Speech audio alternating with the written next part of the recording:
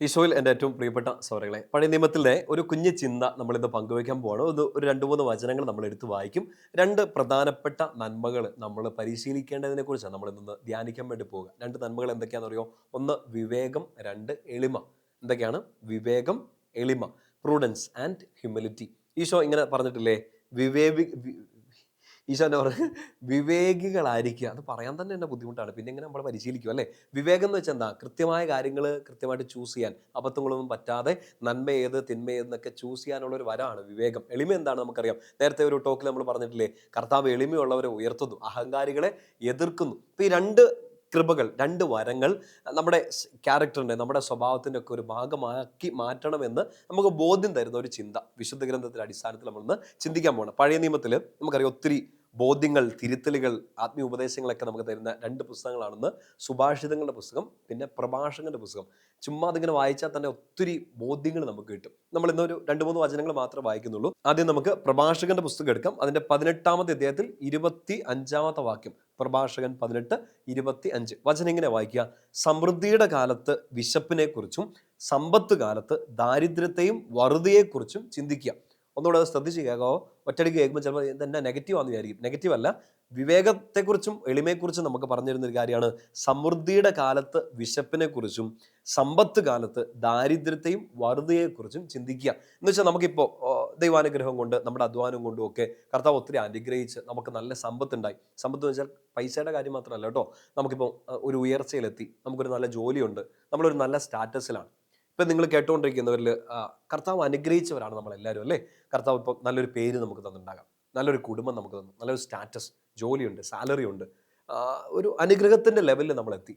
ആ ലെവലിൽ നമ്മൾ എത്തിക്കഴിയുമ്പോൾ നോക്ക്, നമ്മൾ ചിലപ്പോൾ നാട്ടിലൊക്കെ നിന്ന്, ഇല്ലെങ്കിൽ ഒത്തിരി കഷ്ടപ്പെട്ട് നിന്നു, ഇതിപ്പോൾ മറ്റൊരു രാജ്യത്തെത്തി. പണ്ട് ഒത്തിരി ബുദ്ധിമുട്ടുകളായിരുന്നു, ഇപ്പോൾ കർത്താവ് അനുഗ്രഹിച്ചൊരു ഒരു ഉയർച്ചയിലെത്തി. നമുക്ക് ഇനിയും ഉയരാൻ, ഇനിയും വളരാൻ ആഗ്രഹം ഉണ്ടാകും. കർത്താവ് അത് അനുഗ്രഹിക്കാനും തയ്യാറാണ്. ഇപ്പോൾ നമ്മളെ കർത്താവ് ഉയർത്തിയിട്ടുണ്ട്. ഈ സമയത്ത് നമ്മൾ എന്തും കൂടെ ഓർക്കണം എന്ന് പറയുക. സമൃദ്ധിയുടെ കാലത്ത് വിശപ്പിനെ കുറിച്ച് ഓർക്കണം. മുമ്പേ പറഞ്ഞ പോലെ നഷ്ടധൈര്യമായിരിക്കാനോ നെഗറ്റീവ് അടിച്ചിരിക്കാനോ അല്ല. ഇതേ ഇവിടെ എത്തി, പക്ഷേ ഒരു ഇല്ലായ്മയുടെ കാലത്തെ നമ്മൾ മറന്നു പോകരുത്. നമ്മളിങ്ങനെ പറയില്ലേ, വന്ന വഴി മറന്നു പോകരുതെന്ന്. സംഭവം ഗൂഗിൾ മാപ്പൊക്കെ ഇപ്പോൾ ഉണ്ട്, പക്ഷേ നമ്മൾ വന്ന വഴി നമ്മൾ മറക്കരുത്. തൊട്ടടുത്ത വചനം: സമ്പത്ത് കാലത്ത് ദാരിദ്ര്യത്തെയും കുറിച്ച് ഓർക്കണം, വറുതിയെക്കുറിച്ച് ഓർക്കണം. ഇപ്പോൾ ഈ സമ്പത്തുണ്ട്, ഇപ്പോൾ ഈ സ്റ്റാറ്റസ് ഉണ്ട്, ഇപ്പോൾ ഈ ഒരു പേരുണ്ട്, പക്ഷേ അഹങ്കരിക്കരുത്. നമുക്കുണ്ടായിരുന്ന ഒരു ദാരിദ്ര്യത്തിൻ്റെ കാലം, നല്ല പേര് നഷ്ടപ്പെട്ട ഒരു കാലം, നമുക്ക് ഇല്ലായ്മയുടെ ഒരു കാലം, വിശന്നൊരു കാലം, ഒരു ഒരു ഒരു സങ്കടത്തിൻ്റെ ഒരു കാലം, ഒരു വറുതിയുടെ കാലത്തെക്കുറിച്ച് നിങ്ങൾ മറന്നു പോകരുത്. എളിമപ്പെട്ട് നിൽക്കണം, വിവേകത്തോടും കൂടി നിൽക്കണം. ഇത് കിട്ടുന്നുണ്ടോ? നമുക്ക് സമ്പത്ത് ഉണ്ടാകാം, സമൃദ്ധി ഉണ്ടാകാം. ആ കാലത്ത് നമുക്ക് ഈ രണ്ട് കാര്യങ്ങൾ നഷ്ടപ്പെട്ടു പോകരുത്. ഒന്ന് വിവേകം, രണ്ട് എളിമ. ഈ വിവേകത്തെക്കുറിച്ച് പറഞ്ഞു തരുന്ന ഒരു കാര്യമാണ് ഇതിനോട് ചേർത്ത് വായിക്കണം. സുഭാഷിതങ്ങളുടെ പുസ്തകത്തിൽ 6-ാമത് അധ്യായം അതിൻ്റെ 6 മുതലുള്ള വാക്യങ്ങളാണ്. എന്ന് വെച്ചാൽ നമ്മൾക്കിപ്പോൾ ഒരു സ്റ്റാറ്റസിലെത്തി, നമ്മളിപ്പോൾ ഒരു ലെവലിലെത്തി, ഇത് മതിയെന്നും വിചാരിച്ചുകൊണ്ടിരിക്കരുത്. ഇവിടെ വെച്ച് അബദ്ധങ്ങൾ ഉണ്ടാക്കി വെക്കരുത്. നമ്മൾ ഇനിയും അധ്വാനിക്കണം, ഇനിയും പ്രാർത്ഥിക്കണം, ഇനിയും കൂടുതൽ വിശുദ്ധിക്ക് വേണ്ടി പരിശ്രമിക്കണം എന്നൊക്കെ നമുക്കൊരു ബോധ്യം നൽകുന്ന, വിവേകത്തെക്കുറിച്ച് പറഞ്ഞു തരുന്ന ഒരു വചനഭാഗമാണ്. സുഭാഷിതങ്ങൾ 6 മുതലുള്ള വാക്യങ്ങളാണ്. വചനം ഇങ്ങനെ കേട്ടെ: മടിയനായ മനുഷ്യ, ഉറുമ്പിന്റെ പ്രവൃത്തി കണ്ട് വിവേകിയാവുക. മേലാളനോ കാര്യസ്ഥനോ രാജാവോ ഇല്ലാതെ അത് വേനൽക്കാലത്ത് കലവറയൊരുക്കി കൊയ്ത്തുകാലത്ത് ഭക്ഷണം ശേഖരിച്ചു വയ്ക്കുന്നു. എന്ന് വെച്ചാൽ ഇപ്പോൾ സമ്പത്തുണ്ട്, ഇപ്പൊ സമൃദ്ധിയുണ്ട്, എല്ലാ കാലത്തും ഇങ്ങനെ ആയിരിക്കണം എന്നില്ല. നാളെ ഒരു ബുദ്ധിമുട്ട് വരാം, നാളെ ഒരു ഒരു പ്രതികൂല സാഹചര്യം വരാം. അപ്പോഴത്തേക്ക് നമ്മൾ നല്ലതുപോലെ കരുതി വെക്കണം. വിവേകം നമുക്ക് ഉണ്ടാകണമെന്ന് ബോധ്യം തരികയാണ്. ആരെപ്പോലെ?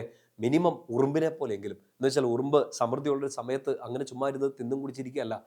നാളെ ഒരു വറുതിയുടെ കാലം, നാളെ ഒരു ഇല്ലായ്മയുടെ കാലം വരുമെന്ന് അറിയാവുന്നത് കൊണ്ട് അത് നേരത്തെ ചില ധാന്യങ്ങളൊക്കെ ശേഖരിച്ചു വെക്കുന്നു. ഇപ്പം നമ്മുടെ ഈ പൈസയുണ്ട്, ദൂർത്തടിച്ച് നടക്കാനല്ല, നാളത്തേക്ക് നമുക്ക് കരുതൽ വേണം. എന്തിന്? നമുക്ക് വേണ്ടി മാത്രമല്ല, നാളെ നമ്മുടെ മുമ്പിൽ ഒരാൾ സഹായം അഭ്യർത്ഥിച്ചു വന്നാൽ അവരെ സഹായിക്കാനും മാത്രം നമ്മുടെ കയ്യിൽ ഈ വേണം. ദൂർത്തടിച്ച് കളയരുത്. ഉറുമ്പിനെ കണ്ട് വിവേകിയായിരിക്കുക. ഒപ്പം തന്നെ പറയാണ്, ഒരു ലെവലിൽ നമ്മൾ എത്തി, മടി പിടിച്ചിനി ഇരിക്കരുത്. ഇവിടം വരെ എത്തിയല്ലോ, ജോലി കിട്ടിയല്ലോ, ഞാൻ ഈ രാജ്യത്ത് എത്തിയല്ലോ, ഇപ്പം സാലറി ഉണ്ടല്ലോ, മടി പിടിച്ചിരിക്കരുത്. അടുത്ത വചനം ശ്രദ്ധിച്ചേ, 9-ാം വാക്യം: മടിയാ, നീ എത്ര നാൾ നിശ്ചേഷ്ടനായിരിക്കും? നീ എപ്പോഴാണ് ഉറക്കത്തിൽ നിന്ന് ഉണരുക? കുറച്ചുകൂടി ഉറങ്ങാം, തെല്ലുനേരം കൂടി മയങ്ങാം, കയ്യും കെട്ടിയിരുന്ന് അല്പം കൂടി വിശ്രമിക്കാം. 11-ാം വാക്യം: ഫലമോ ദാരിദ്ര്യം വഴിപോക്കനെ പോലെയും ദുർഭിക്ഷം കൊള്ളക്കാരനെ പോലെയും നിന്റെ മുമ്പിലെത്തും. രാത്രി ഇത് വായിച്ചിട്ട് നിങ്ങൾ പേടിച്ചിട്ട് ഉറങ്ങാണ്ടിരുന്നേക്കല്ല്. പ്രിയപ്പെട്ട സഹോദരങ്ങളെ, വിവേകത്തെക്കുറിച്ച് പറയാണ്. നിങ്ങൾ ഈ ലെവലിലെത്തി, ഈശോ നിങ്ങളെ ഈ ലെവലിലെത്തിച്ചു. ഇനി മടി പിടിച്ചിരിക്കരുത്. ഈ ലെവലിലെത്തി, അതുകൊണ്ട് എനിക്ക് എന്തും കാണിക്കാം എന്ന് പറഞ്ഞ് പൊട്ടത്തരങ്ങൾ കാണിക്കരുത്. വിവേകം കാത്തു പാലിക്കണം. മുമ്പേ ആദ്യം നമ്മൾ വായിച്ച വചനം പോലെ ഈ സമ്പത്തുള്ള സമയത്ത് ദാരിദ്ര്യത്തെക്കുറിച്ച്, ഈ സമൃദ്ധിയുള്ള സമയത്ത് ഇല്ലായ്മയെക്കുറിച്ച്, വറുതിയെക്കുറിച്ച് വിവേകത്തോടുകൂടി ഓർക്കണം. ഒപ്പം തന്നെ അതിനോട് ചേർത്ത് ചിന്തിക്കേണ്ടതാണ്, ഇവിടെ വരെ എത്തിച്ച ദൈവത്തെ ഓർത്ത് നിങ്ങൾ എളിമയിലുമായിരിക്കണം. ഇതിനോട് ചേർത്ത് വായിക്കാൻ പറ്റുന്ന ഒരു വചനമാണ് സുഭാഷിതങ്ങളുടെ പുസ്തകത്തിൽ തന്നെ 27-ാമത്തെ അധ്യായം അതിൻ്റെ 1-ാം വാക്യം. സുഭാഷിതങ്ങൾ 27:1. നാളെ ചൊല്ലി അഹങ്കരിക്കേണ്ട, ഒരു ദിവസം കൊണ്ട് എന്ത് സംഭവിക്കുമെന്ന് നീ അറിയുന്നില്ല.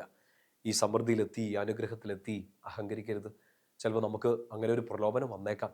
നമ്മൾ ഇവിടം വരെയൊക്കെ ഉയർച്ചയിലെത്തി, നമ്മുടെ അത്രയൊന്നും വരാത്തവർ, നമ്മളെപ്പോലെ അത്രയും സാമ്പത്തികമായിട്ടോ അല്ലെങ്കിൽ പല കഴിവുകളുണ്ട്, ആ കഴിവുകളില്ലാത്ത ആളുകളെ ഒക്കെ നോക്കി അവരെക്കുറിച്ച് മോശമായിട്ട് സംസാരിക്കുകയോ അഹങ്കാരത്തോടെ പെരുമാറുകയോ ചെയ്യരുത്. നാളെ ചൊല്ലി അഹങ്കരിക്കേണ്ട, ഒരു ദിവസം കൊണ്ട് എന്ത് സംഭവിക്കാമെന്ന് നീ അറിയുന്നില്ല. പ്രിയപ്പെട്ട സഹോദരങ്ങളെ, ഇന്ന് രാത്രിയിൽ ഈ 2 വരങ്ങൾക്ക് വേണ്ടി, ഈ കൃപാ വരങ്ങൾക്ക് വേണ്ടി നിങ്ങൾ പ്രാർത്ഥിക്കണം. അഹങ്കാരം എൻ്റെ ഉള്ളിൽ ഉണ്ടാവരുത്. എനിക്കെപ്പോഴും എളിമയിൽ നിൽക്കാൻ പറ്റണം. വിവേകത്തോടു കൂടി ജീവിക്കാൻ, വിവേകവും എളിമയും, ഈ 2 വരങ്ങൾക്ക് വേണ്ടി പ്രാർത്ഥിച്ച് കടന്നുറങ്ങുക. പരിശുദ്ധാത്മാവ് നമുക്ക് സമൃദ്ധമായിട്ട് തരും. ഇന്ന് രാത്രിയിൽ നിങ്ങളുടെ ഉറക്കം കളഞ്ഞൊന്നും എനിക്ക് അറിഞ്ഞുകൂടാ. പക്ഷേ ഇത് എനിക്കും നിങ്ങൾക്കും പരസ്പരം ചിന്തിക്കാനുള്ള, വ്യക്തിപരമായിട്ട് ചിന്തിക്കാനുള്ള ഒരു വിഷയമാണ്. എവിടെയെങ്കിലും വെച്ചൊക്കെ അഹങ്കാരത്തിൻ്റെ രീതിയിൽ നമ്മൾ പെരുമാറിയിട്ടുണ്ടെങ്കിൽ, സംസാരിച്ചിട്ടുണ്ടെങ്കിൽ, ചിന്തകൾ വന്നിട്ടുണ്ടെങ്കിൽ അതിനെല്ലാം ഈശോയോട് മാപ്പ് ചോദിക്കുക. വിവേകമില്ലാതെ പ്രവർത്തിച്ച മണ്ടത്തരങ്ങളെ ഓർത്ത് മാപ്പ് ചോദിക്കുക. മാപ്പ് ചോദിച്ചാൽ മാത്രം പോരാ, ഈശോയുടെ സഹായം തേടി അതെല്ലാം തിരുത്താനുള്ളൊരു പരിശ്രമം നമ്മുടെ കൂടെ ഉണ്ടായിരിക്കണം. പരിശുദ്ധാത്മാവ് നമ്മളെ സഹായിക്കും. ഇന്ന് ഈ വചനം കേട്ട, ഈ 3 വചനങ്ങൾ വായിച്ച നിങ്ങളെല്ലാവരിലേക്കും വിവേകത്തിൻ്റെയും എളിമയുടെയും കൃപ പരിശുദ്ധാത്മാവ് നൽകട്ടെ. പിതാവിൻ്റെയും പുത്രൻ്റെയും പരിശുദ്ധാത്മാവിൻ്റെ നാമത്തിൽ ആമേൻ. ഈശോ മിശിഹായിക്ക് സ്തുതിയായിരിക്കട്ടെ.